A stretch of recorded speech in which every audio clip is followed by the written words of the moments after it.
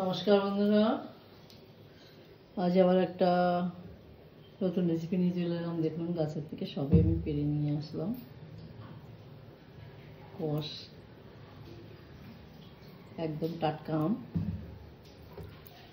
এই আম দুটো দিয়ে আজকে আমি সুন্দর একটা রেসিপি করব। গরমের সময় খেতে খুবই ভালো লাগে, খাওয়া উপকার। যাই হোক, আমি রেসিপিটা শুরু করি, আপনারা সবাই সঙ্গে থাকুন। আমি আম দুটোকে আগে সুন্দর করে পরিষ্কার করে ধুয়ে ছেলে কেটে নিয়ে আসবো। আম দুটোকে আমি সুন্দর করে ছেলে কেটে জলে দিয়ে দিয়েছি। জলে দিলে হয় কি, আমের একটা কষ আছে, কষটা বেরিয়ে যায়। আমি ভালো করে ধুয়ে নেব। টাটকা আম কাটা যাচ্ছিল না, দেখুন বটিতে দিয়েছি, এরকম ছোটো ছোটো টুকরো টুকরো ফেরে যাচ্ছে, টুকরো টুকরো হয়ে গেছে। যাই হোক, তাহলে আমি এবার রেসিপিটা শুরু করি। একটা কড়াই বসিয়ে দিয়েছি, আমার কড়াইটা গরম হয়ে গেছে। কড়াইতে আমি সরষের তেল দিয়ে দিলাম, অল্প করে দিলাম, এতে তেল বেশি লাগবে না। ফোড়নে আমি সর্ষে দিয়ে দিলাম,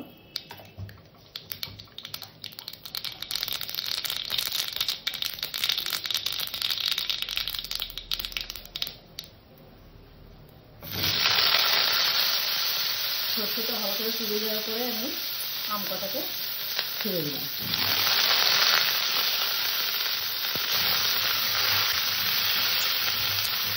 গ্যাসটাকে আমি ছোটো করে দিয়েছি, কারণ আম কটাকে আমি একটু ভাজবো, ওতে জাল বেশি লাগবে না। হালকা জালের পরে আমটাকে একটু ভেজে নেব।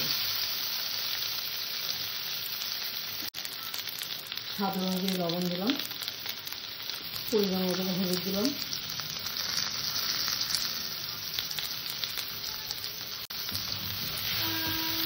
আমটা ভাজা হয়ে গেছে। আমি এখানে জল দিয়ে দিলাম। আমটা খুব বেশি ভাজলাম না, তার কারণ ভাজতে ভাজতে আমটা গলে যাচ্ছে, একদম টাটকা আম তো। জল দিয়ে দিলাম। এবার ঝোলটাকে আমি সুন্দর করে ফুটিয়ে নেব, যাতে ঝোলের কাঁচা গন্ধটা জলের না থাকে, সেইভাবে সুন্দর করে ফুটিয়ে নেব।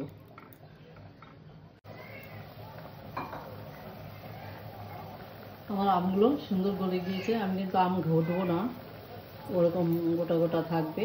একটা চিনি দিয়ে দিলাম, আমি পাতলা টক করবো, একদম পাতলা আম গোটা গোটা থাকবে। আমার টকটা হয়ে গেছে, আমি এবার নামিয়ে নেব। আমার আজকের রেসিপি ছিল কাঁচা আমের পাতলা টক। আমার আজকের রেসিপি এই পর্যন্ত।